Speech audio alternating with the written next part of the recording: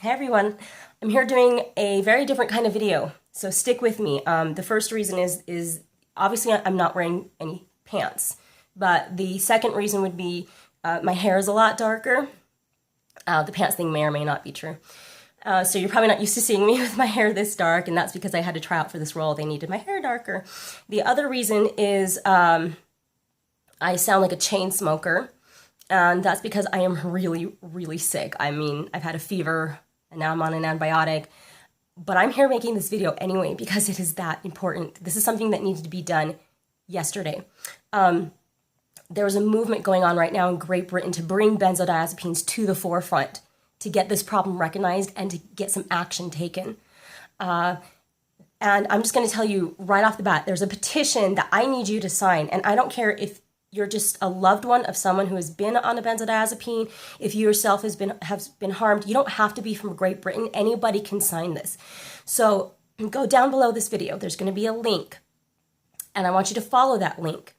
And I know sometimes it's hard to do these things, so I'm going to motivate you because we have thousands of people in the benzodiazepine community, and we don't even have 1,000 signatures on this thing yet. So I have a couple of videos, one of which is only slightly embarrassing. The other one is so embarrassing that my dad still uses it to punish me today. If we get over 1,000 videos, I will post a video of me trying out for a play. If we get over 2,000 signatures, I will post the video that my dad likes to pull out of me when I was 10, and somebody literally chopped all my hair off.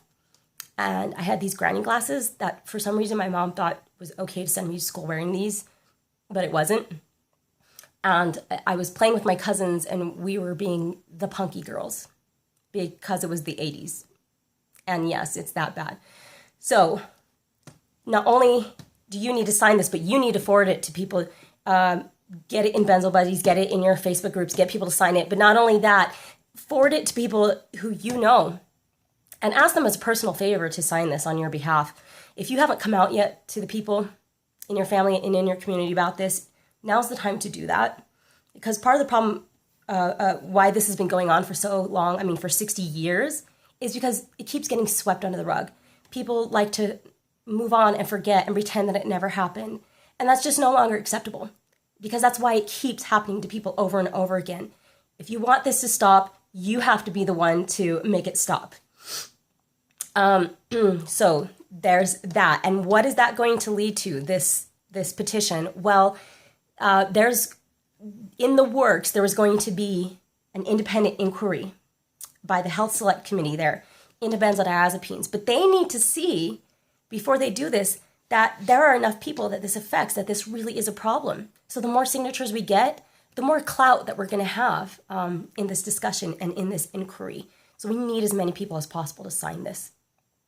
The other thing, anybody who is from Great Britain who has ever been prescribed a benzo in Great Britain, who knows somebody over there who was harmed by a benzodiazepine, we need you to contact Claire. Now, for those of you who don't know, we have 2 new members on the Benzodiazepine Information Coalition Board of Directors. So that's the nonprofit that is for you guys. And it's Barry Haslam and Claire Hanley, and they are absolutely a force to be reckoned with. They have accomplished more over there in Great Britain than we have ever managed to accomplish over here in the US. And the thing is, though, if they can get this inquiry done in Great Britain, it can have huge implications for us here in the US.